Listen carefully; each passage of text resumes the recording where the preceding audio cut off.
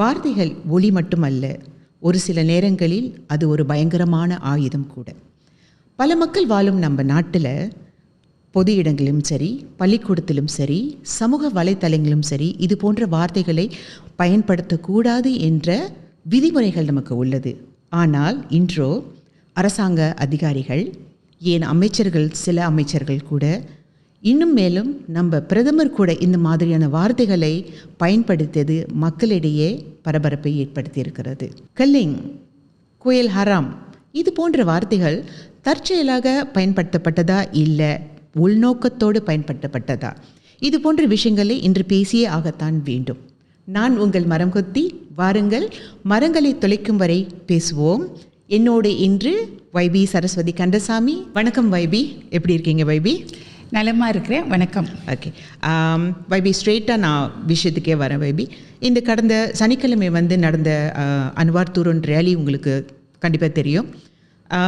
அந்த ரேலி மூலிமா என்ன விழிப்புணர்வு நம்ம அரசாங்கத்துக்கு கொடுக்கப்பட்டிருக்கிறது? ஏன்னா நானும் நிறைய டிக்டாக்லெல்லாம் பார்த்தேன். நம்ம இந்தியர் மக்களோட அந்த ரேலிக்கு நிறைய பேர் போகலை அப்படின்ற கூட நிறைய டிக்டாக்லாம் பேசியிருக்காங்க. ஒரு வேளை சிலர் மனசு மாறி இருக்காங்களா, ஒரு வேளை இல்லை அவருக்கு இன்னும் காலம் இருக்கே, இன்னும் 2.5 வருஷம் இருக்கே இந்த அரசாங்கத்திற்கு, அதை நாம் கொடுத்து தான் பார்ப்போம் என்று அவங்க எண்ணத்தில் அவங்க போகாமல் இருந்திருக்காங்களா, இல்லை இது இந்த அரசாங்கத்துக்கு என்ன மாதிரியான ஒரு விழிப்புணர்வை ஏற்படுத்தி இருக்கிறது? ஓகே, இதில் 2-3 விஷயம் இருக்குது. ஒன்று, கடந்த காலங்களில் நீங்கள் பார்த்தீங்கன்னாக்கா இது போன்ற பேரணிகள் நடக்கின்ற பொழுது அரசாங்கம் தடை செய்யும், தடையை மீறி தான் கலந்து கொள்வார்கள். அதன் பிறகு கைதுகள் நடைபெறும்.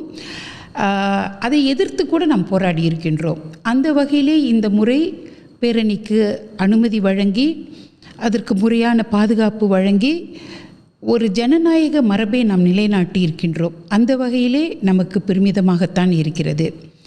இரண்டாவது, நீங்கள் கேட்டது அரசாங்கத்திற்கு என்ன இதன் வழி என்ன ஒரு நாம் கற்றுக்கொள்கிறோம் என்றால், வந்தவர்களும் சரி, வராமல் இருந்தவர்களும் சரி, ஏதோ கூற விருப்பப்படுகிறார்கள். இந்த அரசாங்கம் அதற்கு செவி சாய்க்க வேண்டும் அப்படின்ற ஒரு உணர்வு ஏற்பட்டிருக்கிறது. அதைவிட இன்னும் முக்கியமாக இந்த அரசாங்கம் எடுக்கக்கூடிய நடவடிக்கைகள், முயற்சிகள், அவர்கள் வகுத்து வரும் திட்டங்கள் எல்லாமே மக்களுக்கு இன்னும் சரியாக போய் தகவல் சேரவில்லை. அந்த தகவல் சேர்ப்பதை நாம் இன்னும் அதிகரிக்க வேண்டும். மக்களுக்கு நம்ம என்ன செஞ்சுக்கிட்டு இருக்கிறோம் அப்படிங்கிறத தெரியப்படுத்தணும். என்ன செய்து முடித்திருக்கிறோம் அப்படிங்கிறத விட இன்னும் என்ன செய்ய திட்டமிட்டுக்கிறோம், இது எல்லாமே கொண்டுட்டு போய் மக்களுக்கு சேர்க்கணும் அப்படின்ற ஒரு இன்னும் அதை துரிதப்படுத்தணும். ஐயோ, இதில் நம்ம கவனம் செலுத்தணுமே அப்படின்ற ஒரு சிந்தனை இப்பொழுது ஏற்பட்டிருக்கிறது. ஸோ இது 2வது. 3வது, அங்கே கலந்து கொண்டவர்கள் மிக குறைவாக இருந்தார்கள் நிச்சயமாக. ஏனென்றால் இன்னும் 5 ஆண்டு காலகட்டம் இருக்கின்ற வரை பொழுது சும்மா எல்லாரும் வாங்க அன்வாரை துருன் பண்ணுங்கனாக்கா, இதை நீங்கள் கலந்த காலங்களில் நீங்கள் ஒப்பிட்டீங்கன்னாக்கா, அப்பொழுது நடந்த பேரணியெல்லாம் ஒரு ஆழமான காரணத்தை முன்வைத்து நடத்தப்பட்ட பேரணிகள். ஊழலை எதிர்த்து, அரசாங்க பணம் கையாடப்பட்டதை எதிர்த்து, அரசாங்கத்தின் பணம் ஒரு பெரிய அளவில் அரசு தலைமைத்துவத்தில் இருந்தவர்களுடைய வங்கிகளுக்கு சென்றதை எதிர்த்து, அதிகார துஷ்பிரயோகத்தை எதிர்த்து, சமுதாயத்திற்கு சேர வேண்டிய பணம் மடைமாற்றப்பட்டதை எதிர்த்து, இப்படி ஒரு முக்கியமான காரணங்கள், கருப்பொருளை முன்வைத்து தான் பேரணியில் கலந்திருக்கிறோம், பேரணி நடத்தி இருக்கின்றோம். ஆனால் இப்பொழுது நடத்தப்பட்ட பேரணி சும்மா அன்வார் துரோன் அப்படி என்றால் அடுத்தது யார்? ஒரு இலக்கு இல்லாமலே அது மாதிரி நடந்து முடிந்த ஒரு பேரணி அப்படின்னு தான் நம்ம பார்க்குறோம். ஏன்னா இப்போ அவங்களுக்கு அவங்களுடைய குரல் உங்களுக்கு இப்போ கேட்குது, காரணத்தை கொண்டு இந்த ரேலி நடத்தியிருக்கிறாங்க. இல்லை, ஏற்பாட்டாளர்கள் குரல் என்பது ஏற்பாட்டாளர்களுக்கு வெறும் அரசியல் காரணம் இருந்தது. ஏன்னா நீங்கள் கலந்து கொண்டவங்களும் சரி, ஏற்பாட்டாளர்களும் சரி, அவர்களுக்கு அரசியல் காரணம் இருந்ததுன்றது நம்மளுக்கு தெளிவாக தெரியும். ஆனால் இணையதளம், சோஷியல் மீடியா, இதில் பகிர்ந்து கொள்ளக்கூடிய கருத்துக்களை நம்ம பார்க்கின்ற பொழுது மக்கள் இன்னும் சரியாக புரிந்து கொள்ளவில்லை, இந்த அரசாங்கத்தின் முன்னெடுப்புகளை சரியாக புரிந்து கொள்ளவில்லை அப்படின்ற ஒரு படிப்பினை நமக்கு ஏற்படுத்தியிருக்கிறது. ஓகே, இப்போ ஒரு வேளை இப்படி கூட இருக்கலாம் இல்லையா?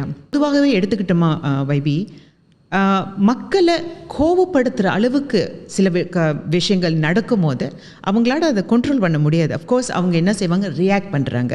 இப்போ ஃபார் இன்ஸ்டன்ட் நீங்கள் வச்சுக்கோங்க, நம்மளை பார்த்து நம்மளை கில்லிங்னு சொல்லும் போது நமக்கு கோவம் வருமா வராதா? ஒரு சாதாரண மக்களுக்கு அந்த கோவம் கண்டிப்பாக வரும். அந்த கோவத்தோட பிரதிபலன் தானே இது. ஹராம் இந்த மாதிரியான வார்த்தைகளை நம்மளை தாக்கும்போது நம்ம இந்த நாட்டின் மக்கள் வார்த்தையை அவர் பயன்படுத்தினாரா இந்தியர்களுக்கு எதிர்ப்பா? அங்கேயே இங்கே நம்ம கேட்குறோமே. ஓகே, ஏன்னா நம்ம கேட்குறத நமக்கு நியூஸை வச்சு தானே நம்ம ரியாக்ட் பண்ணுறோம். அதில் உண்மையை நம்ம ஆராயிறது குறைவு இல்லையா? நம்ம ஒரு எம்ஜிஆர் பாடல் இருக்கிறது, ஒரு தவறு செய்தால் அதை தெரிந்து செய்தால் தேவன் என்றாலும் விடமாட்டேன். இப்போ எங்கள் வீட்டில் எங்கள் சகோதரிகளோ அல்லது எங்கள் அம்மாவோ இல்லை என் கூட இருக்கக்கூடிய நண்பர்களோ ஏதாவது ஒரு தகாத வார்த்தை, தவறான வார்த்தையை இன்னொருத்தரை பற்றி பேசுனா கூட அதை நான் கண்டிப்பேன். ஆனால் ஒரு பிரதமர் என் சமூகத்தை பற்றி தவறாக பேசினால் அவர் பிரதமர், என் கட்சியின் தலைவர் என்று பொறுத்து கொண்டு இருக்கக்கூடிய ஆள் நான் இல்லை. அது ஒன்றாவது. இப்போ நான் முதல்ல சொன்ன மாதிரி அவர் இந்தியர்களை கிளிங் என்று கூறினார் என்று தானே கூறுகிறார்கள். அதுக்கு தான் நான் வரேன். அதாவது அவர் எங்கே கூறினார், என்ன கூறினார், எதற்காக கூறினார், இதை எதுவுமே தெரியாமல் இந்தியர்களை கிளிங் என்று சொல்லிவிட்டார், இந்தியர்களை கிளிங் என்று சொல்லிவிட்டார் என்று ஒருவர் ஆரம்பிக்க எனக்கு ரொம்ப அதிர்ச்சியாக இருந்தது. என்னென்னா, படித்தவர்கள் கூட அவர் என்ன சொன்னார்ன்ற ஒரு ஆராயாமல் ஆய்வு செய்யாமல் பிரதமர் இப்படிலாம் பேசக்கூடாது இல்லையா அப்படின்றாங்க. முதலாவதாக பிரதமரை பற்றி புரிந்து கொள்ள வேண்டும். அவருடைய கடந்த காலங்களில் அவர் பொதுவாக மேடை பேச்சுகளில் பேசுகின்ற பொழுது கூட மிகவும் கண்ணியத்தை காக்கக்கூடியவர். அவர் ஒரு பொது மேடையில் போய் இந்தியா கிளிங் அப்படின்ற வார்த்தையை பயன்படுத்தியிருப்பாரா? அதை நம்ம முதல்ல சிந்திச்சு பார்க்கணும். அப்படி அவர் செய்யக்கூடியவர் இல்லை அப்படின்ற பொழுது தான் அவர் என்ன சொன்னார், எந்த இடத்தில் சொன்னார், எப்படி சொன்னார் அப்படின்றத பார்க்கணும். நீங்கள் பார்த்தீங்கன்னாக்கா இந்த சர்ச்சை உருவானது ஸ்டூடெண்ட்ஸ் டயலாக் செஷன், அதாவது நாட்டில் உள்ள மாணவர்களிடையே அவர் ஒரு நல்ல ஒரு புரிந்துணர்வு ஏற்படுத்தி கொள்ள வேண்டும் என்ற வகையிலே அவர் நாடு தழுவிய அளவில் ஒரு பயணம் மேற்கொண்டிருந்தார். அந்த வகையிலே உப்சி யூனிவர்சிட்டியில் மாணவர்களுடன் பேசி கொண்டிருக்கின்ற பொழுது அவர் ஒரு கருத்தை வலியுறுத்தினார். என்னவென்றால், பல மொழிகள் பேசும் ஆற்றலை நாம் எப்படி வளர்த்து கொள்வது அப்படின்னு பேசுகிறப்ப அவர் ஹங்துவாவுடைய சரித்திரம் என்பது 15ஆம் நூற்றாண்டு, 1455 15ஆம் நூற்றாண்டு.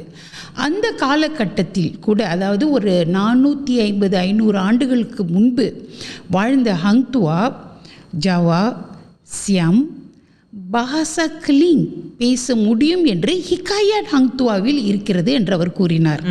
அதாவது அவர் இந்தியர்களை கூறவில்லை, ஹங்துவா பல மொழிகள் பேசினார். அவர் பேசிய மொழிகளில் இதுவும் ஒன்று. பஹாசா கிளிங் என்பது கிளாசிக்கல் மலாய் மொழியில் தமிழை குறிக்கும் என்று அவர் விளக்கம் சொன்னார். அப்படின்னாக்க அந்த சரித்திரம் இந்த நாட்டில் எப்படி எழுதப்பட்டிருக்க வேண்டும் வருங்காலத்தில்னா, பிரதமரே 500 ஆண்டுகளுக்கு முன்பு தமிழ் மொழி இந்த நாட்டில் வழக்கத்தில் இருந்தது, ஹங்துவா போன்ற வீரர்கள் எல்லாம் தமிழ் மொழியில் பேசினார்கள், இங்கே இருக்கக்கூடிய மலாய் சமூகம் தமிழ் மொழியில் புலமை பெற்று இருந்தது, அப்படி தான் இந்த சரித்திரம் உருவாக்கப்பட்டிருக்க வேண்டும், அப்படி தான் நம்ம அதை கொண்டுட்டு போயிருந்திருக்கணும். ஆனால் ஒரு பொறுப்பற்ற ஒரு சிலர் அவர் பேசியது என்ன சொன்னார், எந்த கான்டெக்ஸ்டில் சொன்னார், என்ன பேசினார்லாம் விட்டுட்டு இந்தியர்களை கிளிங்கன்னு சொல்லிட்டாருன்னு ஆரம்பித்து விட்டாங்க. ஒருவர் ஆரம்பித்து விட்டதை ஒட்டுமொத்த மலேசிய மக்களும் இதை தான் அவர் பேசினார்னு சொல்லி ஒரு பெரிய பிரளயமே உருவாக்கி, ஈவன் படித்தவர்கள் கூட அவர் எப்படி இந்த மாதிரிலாம் பேசலான்னு எதுவுமே காரண காரியங்கள் எல்லாம் ஆராயாமல் சும்மா அவங்க பட்டுக்கு அதை எல்லாருமே ஒரு குற்றம் கூறியிருந்தாங்க. அவரும் ஒரு நிலைக்கு மேற்பட்டு நான் உங்களை வருத்தப்படும்படி பேசியிருந்தால் மன்னித்துக் கொள்ளுங்கள்னு கேட்டுட்டார். இதனால் நம்மளுக்கு என்ன ஆச்சு? நாம் ஒரு சாதனை செய்திருக்க வேண்டிய ஒரு காலகட்டத்தில் வெறும் ஒரு வெறுப்பை நம்ம ஏற்படுத்தி கொண்டோம். ஏன்னு இப்போ கேட்டிங்கனாக்க நீங்கள் பார்க்கணும், அங்கே இருந்த மாணவர்களுக்கெல்லாம் அவர் என்ன சொன்னாருன்னு புரிஞ்சிருக்கும். 3 மொழி 4 மொழிகளை நீங்கள் கற்றுக்கொள்ளுங்கள் அப்படின்னு மாணவர்கள்கிட்ட சொல்கிறப்ப அங்கே மற்ற இன மாணவர்களும் இருந்திருப்பாங்க. அப்போ அவர் சொல்ல வந்தது என்னன்று புரிந்து கொண்ட மாணவர்கள் என்ன செஞ்சுருப்பாங்க. இன்றைக்கி பாருங்கள், இந்திய சமூகம் ஒரு பிரதமரை இன்றைக்கி தேவையில்லாமல் ஒரு மன்னிப்பு கேட்க வைக்கிறாங்க. இவங்களுக்கு கூட ஒரு புரிந்துணர்வு கூட இல்லையே அப்படின்னு அவர்கள் நம்மளை சிறுமையாக பார்க்கும் ஒரு சூழ்நிலையை நம்ம உருவாக்கிட்டோம். அதனால தான் அவர் என்ன சொல்கிறாரு, நான் சற்று முன்பு சொன்னது போல தான், தவறாக சொல்கின்ற இடத்தில் நாம் கண்டிக்க வேண்டும். நவ் கம்மிங் டு இன்னொரு வார்த்தை நீங்கள் சொன்னீங்க, கோயில் ஹராம். கோயில் ஹராம் என்ற வார்த்தை நிச்சயமாக அது ஏற்புடையதே அல்ல. ஆமாம். இதை நான் நேரடியாக அவர்கிட்ட நான் சொல்லியிருக்கிறேன். அதாவது அவர் கூறியது என்னென்னா, பல கோவில்கள் அரசு நிலத்தில் கட்டப்பட்டிருக்கின்றன. அது எல்லாமே அரசு கம்யூனிகேஷனில் அது வந்து இல்லீகல் ஸ்ட்ரக்சர், இல்லீகல் பில்டிங் அப்படின்னு சொல்கிறப்ப இல்லீகல் டெம்பிள் அப்படிதான் கன்வெர்ட் பங்குனான் ஹராம், பொண்டோ ஹராம், கோயில் ஹராம். அப்போ அவர்கிட்ட நான் சொன்னேன், வழிபாட்டு தலத்தை வந்து நீங்கள் இல்லீகல்னு யூஸ் பண்ணக்கூடாது. அது வந்து விதவுட் பெர்மிஷன், விதவுட் அப்ரூவல் அப்படி தான் நம்ம கொண்டுட்டு வரணும்னு அவர்கிட்ட நான் இதை நேரடியாக கொண்டுட்டு போன பிறகு அவர் அதை ஏற்றுக்கொண்டு அடுத்த முறை மேடையில் பேசுகின்ற பொழுது, இந்த வார்த்தை என்பது பயன்படுத்தப்பட்டாலும் இது மக்களை வேதனைப்படுத்துகிறது. ஆகவே இனிமேல் தம்பு ஈசின், தம்புக்கு பின்னரன், குயில் தம்பு ஈசின், குயில் தம்புக்கு பின்னரன் அப்படின்ற வார்த்தையை தான் பயன்படுத்தணும் அப்படின்னு அவர் மேடையிலேயே அறிவிப்பு செஞ்சார். அப்போ நம்ம என்ன சொல்கிறோன்னாக்கா, ஒரு மனிதன் தவறு செய்வது இயல்பு. தவறு செய்தால் அதை தெரிந்து செய்தால் அது குற்றம். ஒரு தவறு செய்தால் அதை சுட்டி காண்பிக்கின்ற பொழுது அதை திருத்தி கொண்டால் அதை நாம் ஏற்றுக்கொள்ள வேண்டும். அந்த மனப்பக்குவத்திற்கு நாம் வர வேண்டும். அதுதான் நான் வந்து பொதுவாக மக்கள்கிட்ட நான் கேட்டுக்கொள்கிறேன். ஏன்னா இப்போ நீங்கள் அதை சொன்ன மாதிரி ஒரு கான்டெக்ட், அது என்ன ஒரு டைமில் இந்த இடத்துல எப்படி பேசப்பட்டதுன்றது நிறைய விஷயங்களுக்கு இது நம்ம கனெக்ட் பண்ணலாம். இன்னும் அது புரியாமல் அவங்க பாட்டுக்கு வந்து இந்த மாதிரி சர்ச்சைகளை உண்டாக்குறது. இப்போ நம்ம வந்து தமிழ் பள்ளிகளோட சரித்திரத்தை எவ்வளவு பின்னால் கொண்டுட்டு போக முடியும் இந்த நாட்டில் அப்படின்னு கொண்டுட்டு போய் ஒரு 200 ஆண்டுகள் திண்ணை பள்ளிக்கூடங்களெல்லாம் கணக்கில் எடுத்து 200 ஆண்டுகள் அப்படின்ற ஒரு முயற்சியில் நம்ம இருக்கிறோம். அப்படின்னாக்கா நம்ம அதற்கு முன்பே தமிழ் இருந்ததுன்ற பிரதமர் வாயிலே நம்ம சொல்லப்படுகின்ற பொழுது அதை நாம் கொண்டாடி இருக்க வேண்டும். அது ஒரு பெருமைக்குரிய விஷயம். 500 வருஷத்துக்கு முன்னால் ஹங்துவா இந்த நாட்டிலே இந்த மண்ணிலே தமிழ் பேசினார்னா அவர் யாருக்கிட்டையாவது பேசி இருக்கணும். அப்போ தமிழ் வழக்க மொழியாக இங்கே இருந்தது. அவர் யார் மூலியமாவது கற்று இருக்கணும். அப்போ தமிழ் கற்றுக் கொடுக்கப்பட்டது, தமிழ் பேசப்பட்டது, தமிழ் வழக்கத்தில் இருந்தது. அப்படிலாம் கொண்டாடப்பட வேண்டிய ஒரு விஷயத்தை இப்படி பொறுப்பற்று நம்ம தலையில் மண்ணள்ளி போட்டுக்கிட்ட மாதிரி பிரதமர் இந்தியர்களுக்கு சொல்லிட்டார், பிரதமர் சொல்லிட்டார்னு இதை ஒரு அரசியல் பயன்பாட்டிற்காக பயன்படுத்தி கொண்டு உண்மையான ஒரு பலனை நாம் அடையாமல் விட்டுவிட்டோம் என்பது இன்றளவும் எனக்கு அது ஒரு வேதனை தான். பிரதமர் வந்து இந்த விஷயத்தை பகிர்ந்துக்கிட்ட ஏதாவது வீடியோ ஏதாவது இருக்குங்களா? அந்த ஈவெண்ட் நடந்ததை அவர் பேசினது ஏதாச்சும்? அந்த வீடியோ வெளியாகி அந்த வீடியோவை பார்த்து இந்த கருத்தை ஒருத்தர் பதிவிட்டார். அந்த பதிவிட்டவருக்கு உண்மையிலே மலாய் மொழி தெரியுமா தெரியாதா? ஆனால் அது ரொம்ப தெளிவாக அவர் சொல்கிறாரு. ஹங்துவா ஜாவா சியாம் பாச கிளிங் பேசினார். பேச முடிந்ததுன்னு அது வந்து வீடியோவே இருக்குது. அந்த வீடியோவை பார்த்து இதைத்தான் பிரதமர் சொல்கிறார் அப்படின்னு பல பேர் அதற்கு விளக்கம் கொடுக்க முன் வந்தாங்க. அவர்களை எல்லாம் இந்த சமூகம் திட்டி தீர்த்தது. அதுதான் எனக்கு ரொம்ப வேதனை அளிக்குது. ஏன்னா ஒரு உண்மையை நம்ம வெளிப்படுத்துகிறோம், ஐயோ இதை நம்ம கொண்டாடணும், இதை போய் இப்படி நம்ம சிறுமைப்படுத்திக்கிட்டு இருக்கிறோமே அப்படின்னு பேச வந்தவங்களை கூட, ஓ நீ வந்து அன்வாருக்காக குஜா தூக்குற இது பண்ணுறன்றலாம் இந்த சமூகம் திட்டி தீர்த்ததின் காரணமாக ஒரு பெரிய வாய்ப்பினை நம்ம பதிவிடுவதிலிருந்து ஒருவேளை உண்மைக்கு இங்கே இடம் இல்லையோ? உண்மைக்கு இடமில்லை அப்படிங்கிறதுல காலம், அதாவது எப்பயுமே என்ன சொல்லுவாங்கன்னா, உண்மை புறப்படுவதற்கு முன்பே போய் அது காலனியை அணிந்து உலகத்தையே சுற்றி வந்துடும் அப்படின்வாங்க. ஆனால் உண்மை ஒரு நாள் வெளிப்படும். இப்போ இன்றைக்கி நான் சொல்கிறேன் இல்லையா, நான் சொல்கிறத நீங்கள் போய் ஒரு வீடியோ நீங்கள் செக் பண்ணி பார்த்தீங்கன்னா கூட, இன்றைக்கி நீங்கள் ஒரு சேட் ஜிபிடியில் போய் போட்டு பாருங்கள், பிரதமர் அன்வார் இப்ராஹிம் கில்லிங் என்று எந்த இடத்தில் எந்த கான்டாக்ட்ஸில் எப்பொழுது கூறினார்னா, தொழில்நுட்பம் போய் சொல்ல போகிறது இல்லை இல்லையா, அது உங்களுக்கு எடுத்து கொடுக்கும். ஏன்னா இந்த மாதிரி ஒரு ஒரு ஒரு விழிப்புணர்வு, ஏன்னா இது ஒரு உண்மை வந்து வெளியில் வர்றதுக்கு மரங்கொத்தி மூலிமா இது மக்களுக்கு நான் திரும்ப கொண்டு போய் சேர்க்கறது கண்டிப்பாக மரங்கொத்திக்கு ஒரு பெருமை. ஏன்னா இந்த மாதிரியான தவறுதலாக பயன்படுத்தப்பட்ட வார்த்தைகளுக்கும் சரி, எந்த இடத்துல யூஸ் பண்ணாங்க, எதுக்காக யூஸ் பண்ணாங்கன்னு தெரிஞ்சு நம்ம பேசுகிற மூலிமா அது நிறைய நல்ல விஷயங்களை நம்ம இது படுத்தலாம். மறு ஒளிபரப்பு செஞ்சிங்கன்னா நான் சொல்கிறது எந்த அளவுக்கு உண்மை அப்படிங்கிறது தெரிய வரும். So Datuk Seri ada sebut something berkenaan dengan keling, tetapi video telah disunting seolah-olah Datuk Seri memperlekehkan kaum India. Boleh Datuk Seri komen on that? Itu pun ya Allah. Dia kan dalam hikayat Hang Tuah. Hikayat Hang Tuah.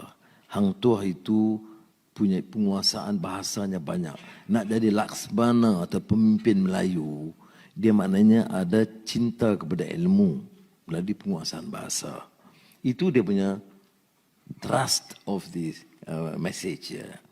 Kemudian saya kata, orang kalau baca Hang Tuah itu dia kuasai bahasa Melayu, bahasa Arab, bahasa Siam, bahasa Keling. Kerana itu guna istilah daripada bahasa Kalinga dalam buku itu. Sekarang ini istilah Keling itu tidak disenangi oleh banyak pihak, jadi saya tak gunakan. Saya cuma quote konteks dalam buku itu. Macam sekarang ni ada orang kata jangan sebut bahasa Melayu, sebut bahasa kebangsaan atau bahasa Malaysia. Tapi kalau dari segi akademik, ya, pengajian, itu pengajian bahasa Melayu, atau Melayu klasik atau Melayu kuno. Jadi tidak maksud menghina kalau kita Melayu kuno, just contextual. Jadi kalau yang salah faham, I'm sorry, that is not my intention langsung. I'm the last person to cast aspersions menghina kaum dan agama, tidak. இன்னொன்று நம்ம பார்க்கணும், ஹங் துவா மலேசியாவில் மட்டுமில்லை, அவர் இந்தியாவிற்கு சென்று அந்த மொழியிலே, அதாவது பாஷா கிளிங்கில் அங்கே இருந்த அரசர்களுடன் உரையாற்றினார்னு கூட ஹிகாயட் ஹங் துவால இருக்கு. அது இன்னும் பாட புத்தகமாக இருக்கு. இதுதான் இன்னொரு வேடிக்கை.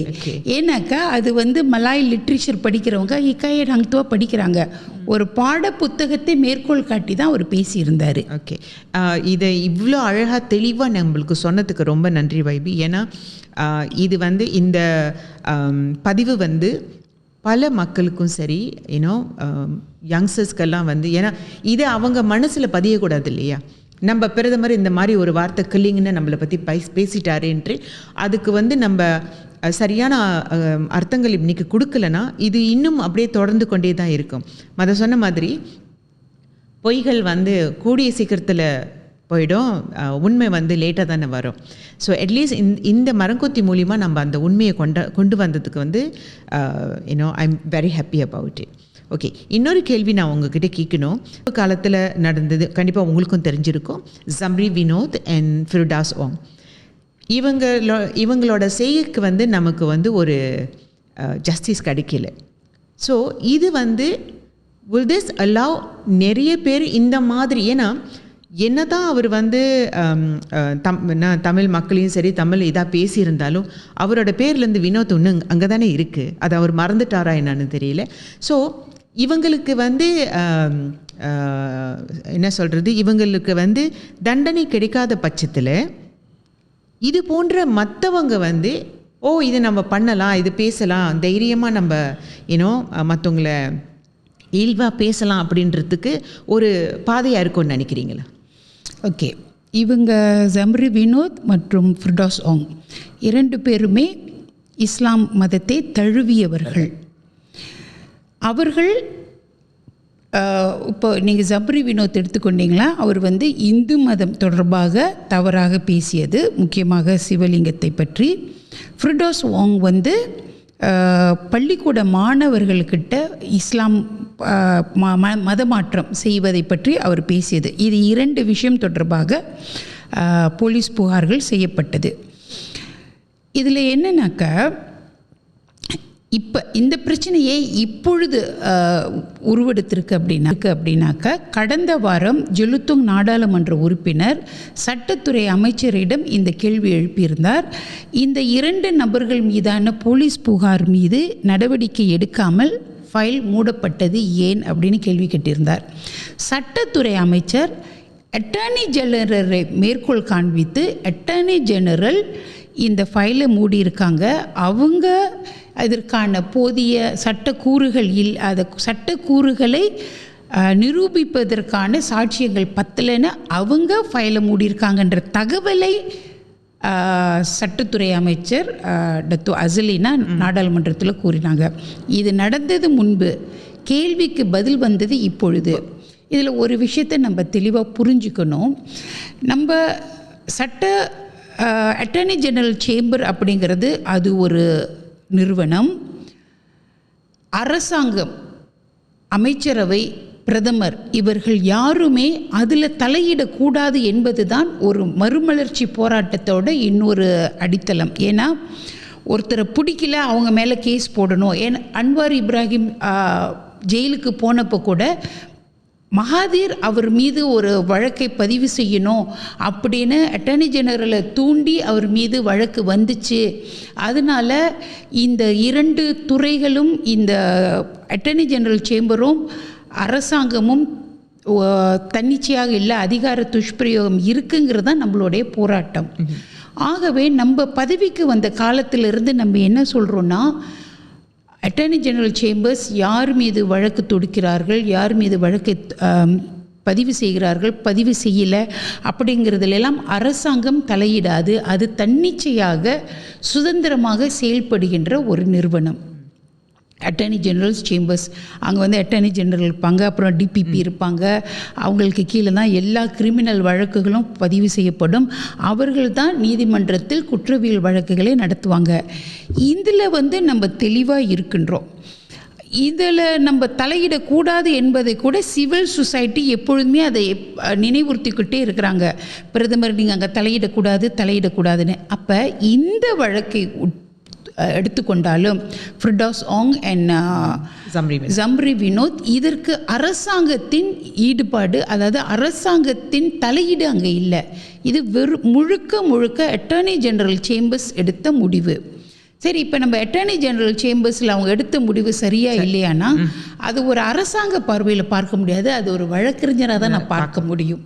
ஒரு வழக்கறிஞராக பார்க்கின்ற பொழுது இதற்கு அண்மையில் ப்ரொஃபஸர் தஜுதீன் ஒரு நல்ல ஒரு விளக்கத்தை கொடுத்திருந்தாரு. அதாவது ஜம்ரி வினோத் பேசுகின்ற பொழுது அவருடைய பார்வையில் அவருடைய இஸ்லாமிய போதனை புரிதலின் அடிப்படையில் அவர் ஒரு வாதத்தை முன்வைக்கிறார். அந்த வாதத்தை எதிர்த்து நம்ம வந்து இன்னொரு விஷயத்தை நம்ம நிச்சயமாக அது நம்மளை புண்படுத்துது.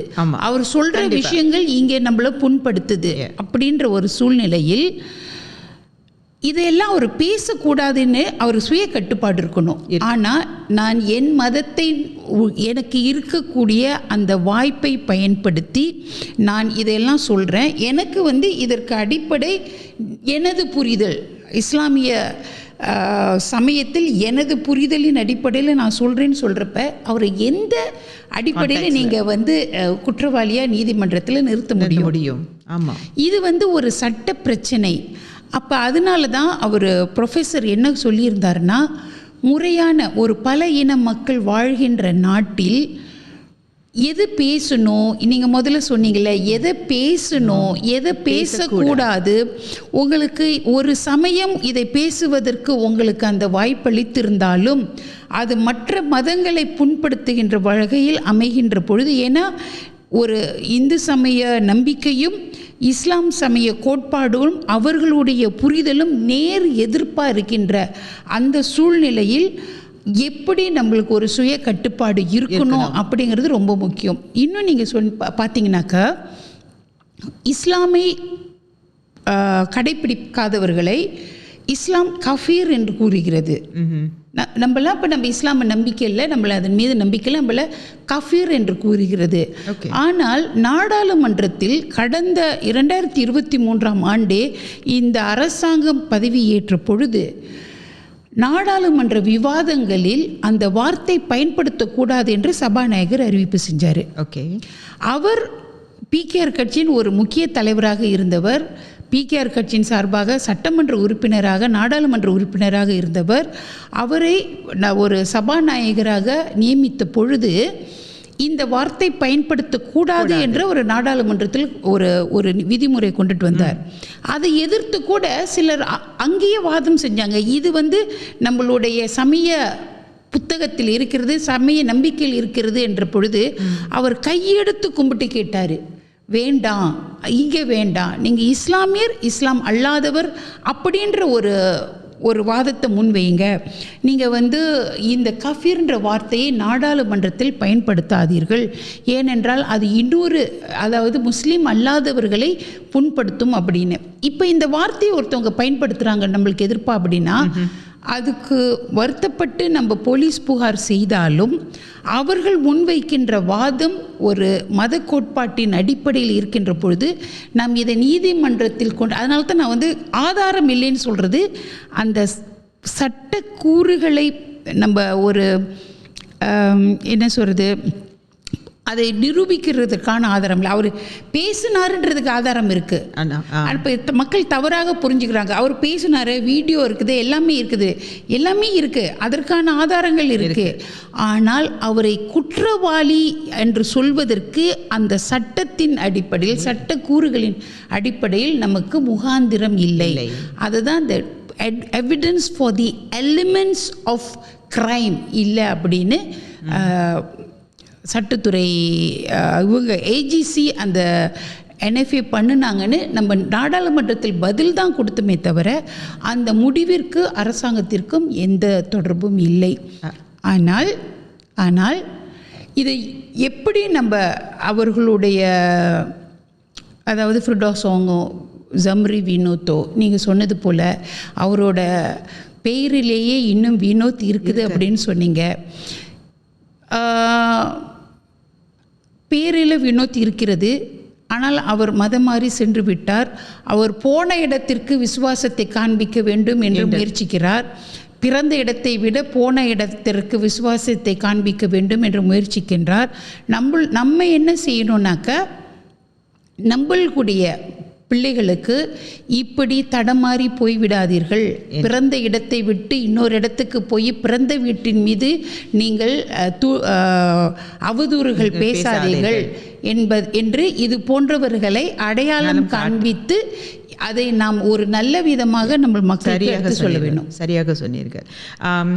இப்போ நீங்கள் சொன்னீங்க இந்த மாதிரி புக்கான் இஸ்லாம் முன்னெல்லாம் பார்த்தீங்கன்னா வைபி பூமிபுத்ரா அண்ட் நான் பூமிபுத்ரா இப்படி தான் நம்மளை அடையாளம் காணப்பட்டது. ஆனால் இன்றோ இஸ்லாம் டன் புக்கான் இஸ்லாம், இது ஏன் இது ஒரு புது விதமாக புதிய வார்த்தைகள்? ஏன்னா நம்மளை அடையாளம் காட்டுறதுக்கு நான் புக்கான் இஸ்லாம்னு சொல்கிறதா, இல்லை it is only apply for a டாக்குமெண்டேஷனில் அந்த மாதிரி பவிக்கிறோமா, இல்லை பொதுவாகவே? ஏன்னா நான் என்னை அடையாளம் காட்ட அப்படி நான் விருப்பப்படலை. I am an Indian, I cannot நான் என்னை புக்கான் இஸ்லாம்னு நான் என்னை சொல்லிக்க விரும்பலை. இது என்ன புது டேர்மா? இல்லை, இது நீங்கள் பார்த்தீங்கன்னாக்கா பூமிபுத்ரா புக்கான் பூமிபுத்ரா கூட அரசியல் சாசனத்தில் இல்லை. பிற்காலத்தில் பூமிபுத்ரா உரிமைகள் அப்படின்னு வர மெலேஸ் நான் மெலேஸ் வந்தது, மலாய்க்காரர்கள் அல்லாதவர்கள், அப்புறம் பூமிபுத்ரா அல்லாதவர்கள். இப்பொழுது இஸ்லாம், ஏன்னா இஸ்லாம் நாட்டின் அதிகாரப்பூர்வ மதமாக இருப்பதனால் இஸ்லாம் புக்கான் இஸ்லாம் அப்படின்ற ஒரு வழக்கத்தில் அந்த ஒரு பயன்பாட்டில் இருக்குது. ஆனால் நீங்கள் என்னக்கிட்ட கேட்டிங்கனாக்கா நான் யார் அப்படின்னு கேட்டால், நான் ஒரு ஹிந்து, நான் ஒரு தமிழ் பெண், நான் ஒரு ஹிந்து மதத்தை சார்ந்தவர், நான் இந்திய வம்சாவளியினர், நான் ஒரு மலேசியன். இதுதான் என்னுடைய அடையாளங்கள். நான் ஒரு புக்கான் இஸ்லாம்னு என்று நான் சொல்லிக்கொள்ள வேண்டிய அவசியம் கிடையாது. ஆனால் என்னை எந்த கேட்டகரியில் கொண்டுட்டு வருவாங்கனாக்கா நான் மலே, நான் பூமிபுத்ரா, புக்கான் இஸ்லாம் கேட்டகரியில் தான் நான் வருவேன். இருந்தாலும் எனது அடையாளம் என்பது வேறு, என்னை எப்படி அடையாளப்படுத்துகிறார்கள் என்பது வேறு. இந்த இளம் தலைமுறைகள் இப்போ வந்து இந்த மாதிரியான வார்த்தைகள்லாம் கேட்குறாங்க. அவங்களுக்கு இது புதுசாக இருக்கும், ஏன்னா பழக்கப்பட்ட ஒரு விஷயம் கிடையாதுல்ல. இப்போ இவர்களோட இன உணர்வு மரியாதையும் எப்படி இருக்குன்னு நினைக்கிறீங்க? ஓகே, உண்மையிலேயே இதை முதல்ல கேட்குற பொழுது அவர்களுக்கு மிகவும் பாதிப்பை ஏற்படுத்தும். இதை சொல்பவர்கள் அவர்கள் சார்ந்து இருக்கக்கூடிய மதம், இனத்தின் மீது ஒரு வெறுப்பை ஏற்படுத்தும். அது நாளடைவில் வளர்ந்து ஒரு இனங்களுக்கு இடையிலான நல்லிணக்கத்தை மிகவும் பாதிப்படைய செய்யும். அதை இந்த நாடு அனுபவிச்சுக்கிட்டு இருக்குது. ஆமாம், இப்போவும் கூட இப்போ வந்து ஃபிர்டோஸ் ஆங்கோ இல்லை ஜம்ரி வினோத்தோ அவர்கள் நம்மளுடைய இந்து மதத்தை பற்றி பேசுவதனால அவர்கள் சாதித்து விட்டதாக நினைக்க முடியாது. ஏன்னா அதனால் அவர்கள் மீதும் அவர்கள் பேசக்கூடிய அந்த அடிப்படைவாதத்தின் மீதும் ஒரு வெறுப்புணர்வு ஏற்படுகிறது. அதனால் ஒரு இஸ்லாம் மதம் நல்ல விஷயங்களை போதித்தாலும் இது போன்ற விஷயங்களை அவர்கள் சொல்லி இது என் மதம் சொல்கிறது என்று சொல்கின்ற பொழுது மக்களுக்கு அந்த மதத்தின் மீதும் ஒரு தவறான பார்வை ஏற்படுகிறது. ஸோ இதன் பாதிப்பு 2 வகை. ஒன்று, பேசுபவர்கள் அவர்களுடைய சுய சந்தோஷத்திற்கு பேசினாலும் அவர்கள் சார்ந்து இருக்கக்கூடிய மதத்தின் மீது மக்களுக்கு ஒரு தவறான கருத்து ஏற்படுகிறது. இரண்டாவது, அந்த மக்கள் மீதே மக்களுக்கு நமது இன்னும் மாற்று அந்த பாதிக்கப்பட்ட மதத்தை சார்ந்தவர்களுக்கோ இனத்தை சார்ந்தவர்களுக்கோ ஒரு வெறுப்பு ஏற்படுகிறது. நீங்கள் பார்த்தீங்கன்னாக்கா தொடர்ந்து மகாதீர் மீது மக்களுக்கு என்ன வெறுப்பு, அவர் வந்து இந்தியர்கள் வெளிநாடு அப்பண்டாத்தாங்க அப்படின்னு சொல்லிக்கிட்டே இருந்ததுனால மக்களுக்கு ஒரு வெறுப்பு அவர் மேலே தொடர்ந்து ஏற்பட்டுருச்சு. இதனால் அவர் என்ன சாதிச்சார், இதனால் அவருக்கு பின்னால் ஒரு பெரிய கூட்டம், நேற்று நம்ம பார்த்தோம் இந்த ரேலியில் ஒரு பெரிய கூட்டம் அவருக்காக போய் நிற்கல. ஆனால் அவரை வெறுப்பவர்கள் தான் இதற்கு போய் நம்ம ஏன் கலந்துக்கணும்னு நம்ம நினைப்பாங்க. இதுதான் இயற்கை நியதி. அதனால் நம்மளுடைய அமைச்சின் கீழ் நம்ம என்ன சொல்கிறோன்னாக்க ஒரு புரிந்துணர்வு, ஃபஹாம், ஹொர்மட், தெரியுமா அப்படின்ற 3 பிரின்சிபல்ஸை நம்ம வந்து மக்கள்கிட்ட கொண்டுட்டு போகிறோம். பாலர் பள்ளி மாணவர்கள்கிட்டேருந்து நம்ம இப்போ கொண்டுட்டு வரோம். நீங்கள் பார்த்தீங்கன்னா எங்களோட அமைச்சு மிக ஒரு குழந்தை 2020ஆம் ஆண்டு தான் இந்த அமைச்சே உருவாக்கப்பட்டது. இன்னும் 5 ஆண்டுகள் தான் ஆகியிருக்கு. அதனால் இது ஒரு மிக சின்ன குழந்தை ஒரு பெரிய பணியை சுமந்து கொண்டிருக்கிறது. அந்த சின்ன குழந்தையினோட பணி என்னன்னாக்கா பெரிய பணி. இளம் பிள்ளைகளிலிருந்து இன்னும் அடுத்து வர தலைமுறைகள் இன்னும் நெடுங்காலம் இந்த இனங்களுக்கு இடையிலான நல்லிணக்கம், ஒரு புரிந்துணர்வு இன்னும் 100 ஆண்டுகள் 200 ஆண்டுகள் கடந்து போகணும் அப்படின்ற ஒரு சிந்தனையின் கீழ் மக்கள்கிட்ட வந்து மற்ற மதத்தை புரிந்து கொள்ளுங்கள், மற்ற மதத்தை மதிக்க கற்றுக்கொள்ளுங்கள், அவர்களுடைய வழிபாடு முறை என்னவாக இருந்தாலும் அதற்கு அவர்களுக்கு அடிப்படை இருக்கிறது அப்படின்னு. நீங்கள் பார்த்தீங்கன்னா ஜிஜாக் ஹார்மோனி அப்படின்னா நம்ம அனைத்து வழிபாட்டு தலங்களுக்கும் மசூதி, தேவாலயம், கோயில், புத்த விஹாரம் இது எல்லாத்துக்குமே நாங்கள் பாத யாத்திரையாக நாங்கள் போகிறோம். அமைச்சர் நானெல்லாம் நாங்கள் கூட பாத யாத்திரையாக போய் மக்கள்கிட்ட நாங்கள் இந்த கருத்தை முன்வைக்கிறோம், ஒரு நல்லிணக்கத்தை பேண வேண்டும் என்று. நான் ஃபிர்டோஸ் வாங் ஜம்ரி வினோத்திற்கு கூறுவது என்னவென்றால், நீங்கள் எதையும் சாதிக்கவில்லை, மாற்றாக நீங்கள் சார்ந்து இருக்கக்கூடிய, நீங்கள் இப்பொழுது தழுவி இருக்கக்கூடிய மதத்திற்கு ஒரு அவப்பேரை தான் உருவாக்குறீங்க. அதை அவர்கள் உணர்ந்து கொண்டால் அவர்களுக்கு நல்லது. அவர்களை உணர வைப்பது சமய தலைவர்கள். அவர்கள் சில சமய தலைவர்களை சார்ந்து இருக்கிறார்கள். அவர்களுடைய சமய தலைவர்கள் அவர்களுக்கு ஒரு நல்ல சிந்தனையை புகட்டுவது நல்லது. சமூக வலைத்தளத்தில் பார்த்தீங்கன்னா நிறைய பேர் வந்து நிறைய கான்டென்ட்ஸ் க்ரியேட் பண்ணுறாங்க. எஸ்பெஷலி இன் பாலிட்டிக்கலில் வந்து நிறைய பேர் கூட பண்ணுறாங்க. அவங்களோட அதிருப்தியை காட்டுறதுக்கு யூஸ் பண்ணுற வார்த்தைகள் வந்து ரொம்பவும் கொச்சைகளாக இருக்கின்றது, மரியாதை குறைவாக இருக்கிறது. ஏன் நம்ம பிரதமரை கூட இன்னும் மரியாதை இல்லாமல் பேசுகிறாங்க. சரி, ஏன் உங்களுக்கெல்லாம் கோவம் வராதா? இந்த மாதிரியான வீடியோ நீங்கள் கண்டிப்பாக நீங்கள் பார்ப்பீங்க அந்த வீடியோலாம். கோவம் வராதா வைபி உங்களுக்கு? ஓகே, இதில் என்னன்னாக்கா யார் அப்படி பேசுகிறாங்கன்னு முதல்ல பார்க்கணும். சில அரசியல் தலைவர்கள் அவர்களுக்கு பேசுவதற்கு தைரியம் இல்லாமல் சில வாயை வாடகைக்கு எடுத்து பேச வச்சுருப்பாங்க. இந்த வாடகை வாய்கள் பேசுகிறதெல்லாம் கேட்டு நம்ம கோவப்பட்டுக்கிட்டு இருந்தோம்னாக்க நம்ம காரியம் செயலாற்ற முடியாது, இன்னைக்கு பதியாது. ஏன்னா இன்றைக்கி காலையில் நான் ஒரு நிகழ்ச்சியில் ஔவையார் விழாவில் கலந்து கொண்டேன். அறம் செய்ய விரும்பு ஆறுவது சினம். இந்த 2 தமிழ் பள்ளியில் படிக்கின்ற இந்த 2 ஆத்திச்சுடி, இந்த 2 வரிகளும் நம்மளுடைய 2 கண்களாக இருக்க வேண்டும் என்று நான் அந்த நிகழ்ச்சியில் கூறினேன். அதுபடி இந்த அரசியல்வாதிகளின் அவர்களுடைய கண்ணியம் அவ்வளவுதான் இருக்குனாக்கா அதை அப்படியே அவங்கக்கிட்டே அதை ஒப்படைச்சிட்டு மக்கள் பார்த்து கொள்ளட்டும் நம்ம விட்டுருவோம். அதுபோல் கண்ணியமற்ற அரசியல்வாதிகளை மக்கள் நிராகரித்து விட்டார்கள் என்பதும் இந்த நாட்டில் நம்ம கண்கூடாக பார்க்கின்றோம். இது போன்ற வாடகை வாய்களுடைய வார்த்தைகளை மக்கள் யாரும் பெரிதாக எடுத்துக்கொள்வதே இல்லை என்பதனால் அதையும் நாம் பொருட்படுத்த தேவையில்லை. ஆனால் உண்மையில் சமுதாய உணர்வோடு சமுதாயத்தின் பால் அக்கறையோடு கருத்தை முன்வைக்கின்ற பெரும்பான்மையானவர்கள் கண்ணியமாகவும் பொறுப்புணர்வோடும் தான் அவர்கள் கருத்தை முன்வைக்கிறார்கள். அதை நான் படிப்பது உண்டு. அதில் சில ஆலோசனைகளையும் நான் ஏற்றுக்கொள்வதுண்டு. சிலவற்றை நான் சிந்தித்து அதில் உள்ள அவர்கள் என்ன கூற வருகிறார்கள் என்பதை நானும் ஒரு உள்வாங்கிக் கொள்வதும் உண்டு. அரசியல்வாதிகளுக்கு சுயமாகவே அந்த தைரியம் இருக்கணும். ஒரு கருத்தை முன்வைக்கின்ற பொழுது அந்த கருத்துக்கு கருத்தாக பதில் சொல்வதற்கு அவர்களுக்கு தைரியம் இருக்க வேண்டும். மடியில் கனம் இருந்தால் தானே வழியில் பயம்னு. ஆனால் அரசியல் தலைவர்களே கண்ணியம் இல்லாமல் பேசுகின்ற பொழுது அவர்கள் பின்னால் போகக்கூடியவர்கள் எப்படி இருப்பார்கள் என்று நமக்கு தெரியும். அதை தவிர அரசியல்வாதிகள் தங்களுடைய முகத்தை காண்பித்து கொள்ளாமல் வாடகைக்கு சில வாய்களை எடுத்து வைத்து அந்த வாடகை வாய்கள் பேசும். அந்த வாடகை வாய்கள் பேசுவதெல்லாம் நான் கருத்தில் எடுத்துக்கொள்வதில்லை. ஏன்னா வைபி தலைவர்கள் அவங்களுடைய குறிக்கோள் எண்ணங்களை என்ன கண்ணியமாக முன்வைத்தார்கள் என்றால் சிறப்பான ஒரு அரசாங்கம் உருவெடுப்பதற்கு ஒரு நல்ல வாய்ப்பு. வைபி நான் மரங்கொத்தி ஆரம்பிச்சதுலேருந்து எனக்கும் நிறைய டிக்டாக் பார்க்குற பழக்கம் வந்துருச்சு. ஏன்னா அங்கேருந்து தான் எனக்கு நிறைய கேள்விகள் இந்த கேள்விக்கு நான் பதில் தேடணும் அப்படின்ற எண்ணம் எனக்குள்ளே தூங்க விட மாட்டேங்கிறது. ஏன்னா இப்போது இந்த ஒரு குறிப்பிட்ட டிக்டாக்கர் ஓகே அவர் நாள் டைம் எல்லாம் சொல்லி குறிப்பாக உங்ககிட்டயும் கேட்குறாரு. எனக்கு தோணுது மிட்ரா காசை எப்போ வெளியிடுவீங்க, இன்றைக்கி இந்த தேதி ஆச்சு, இது வரைக்கும் ஒரு பைசா கூட நீங்கள் வெளியே கொண்டு வரலை அப்படின்ட்டு அவர் கேட்குறாரு. அவருக்கு எப்போ தான் நீங்கள் பதில் சொல்ல போகிறீங்க?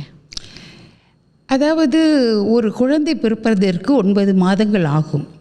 நீங்கள் 7வது மாதத்திலேயே இது எப்பொழுது பிறக்கும்னு கேள்வி கேட்டுக்கிட்டே இருந்தாக்கா அதை நம்ம இன்னும் கணக்கிட்டு நம்ம சொல்லிக்கிட்டு இருக்க வேண்டிய அவசியம் இல்லை என்பது எனது பார்வை. நீங்கள் பார்த்தீங்கன்னாக்கா 2028ஆம் ஆண்டு செடிக்கென்று மித்ராவுக்கு பேர் மாற்றம் பெற்றது. அந்த ஆண்டு 100 மில்லியனில் 1 மில்லியன் செலவிட்டு 99 மில்லியன் திருப்பி கொடுக்கப்பட்டது. ஓகே. 2019ஆம் ஆண்டு 100 மில்லியனில் வெறும் 58 மில்லியன் செலவிடப்பட்டு மிச்சமுள்ள 42 மில்லியன் திருப்பி கொடுக்கப்பட்டது. 2020ஆம் ஆண்டு கூட 60 மில்லியனோ என்னமோ தான் செலவிடப்பட்டு மிச்சம் திருப்பி கொடுக்கப்பட்டது. 2021ஆம் ஆண்டும் அப்படி தான், 2022ஆம் ஆண்டும் அப்படி தான். பிரதமர் டத்துஸ்ரீ அன்வாரின் 2023ஆம் ஆண்டின் கட்டளை என்னவென்றால், இந்த 100 மில்லியனை நீங்கள் இந்த ஆண்டு முழுமையாக முடிக்க வேண்டும். அது எப்படி முறைப்படுத்துவது அதெல்லாம் நம்ம அடுத்த வருஷம் பார்ப்போம். ஆனால் முழுமையாக இந்திய மக்கள்கிட்ட அந்த பணம் போய் சேரணும்னு சொன்னார்.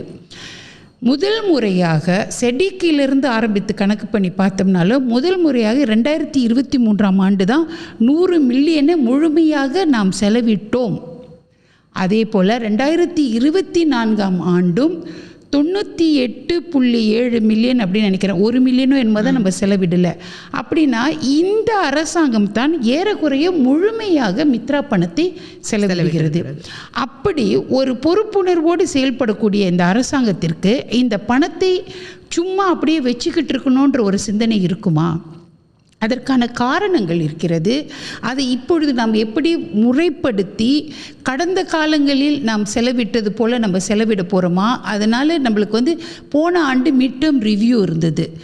இதனால் மக்களுக்கு பயன் இருக்கிறதா? மக்கள் பலன் பெறுகிறார்களா? அல்லது மக்களை இன்னும் நேரடியாக எப்படி அந்த பணத்தை கொண்டு போய் சேர்த்து அவர்களுக்கு அவர்களுடைய பயனை அதிகரிப்பது என்று அரசாங்கம் அவங்க கணக்கிட்டுட்டு வராங்க. இப்போ என்னோட கேள்வி, இந்த டிக்டாக்கர் இவங்ககிட்டலாம் நீங்கள் பணத்தை செலவழிக்கணும்னு சொல்கிறீங்களா, இல்லை பணத்தை முறையாக செலவழிக்கணும்னு சொல்கிறீங்களா? இதுதான் கேள்வி. அப்போ நம்ம இந்த வருடம் 2025ஆம் ஆண்டு கடந்த 2 ஆண்டுகளில் முழுமையாக செலவிட்டுட்டோம் அவங்க எதிர்பார்த்தபடி. இந்த ஆண்டு முறையாக, அதாவது பயனுள்ளதாக செயல்படுத்த வேண்டும்னு. இன்னும் நீங்கள் கடந்த காலங்களில் பார்த்தீங்கன்னாக்க எத்தனை கோர்ட் கேஸுங்க நடந்துக்கிட்டு இருக்குது. அந்த கோர்ட் கேஸுக்கு பின்னணியில் இருக்கிறவங்க கூட கேள்வி கேட்குறாங்க, இது வருமா வராதா அப்படின்னு கூட. நான் ஒரு டிக்டாக் நான் பார்த்தேன். அவர்களுக்கிட்டெல்லாம் நான் சொல்வது என்னவென்றால், நேர்மையாக நீங்கள் செலவிடவில்லை, நீங்கள் கேள்வி கேட்கிறீர்கள். முழுமையாக செலவிடவில்லை, நீங்கள் கேள்வி கேட்கிறீர்கள். முழுமையாக செலவிட்ட பிறகு இப்பொழுது அது முறையாக சமுதாயத்திற்கு போய் சேர வேண்டும் என்று மிகவும் அக்கறையுடனும் கவனத்துடனும் திட்டம் வகுக்கப்பட்டிருக்கிறது.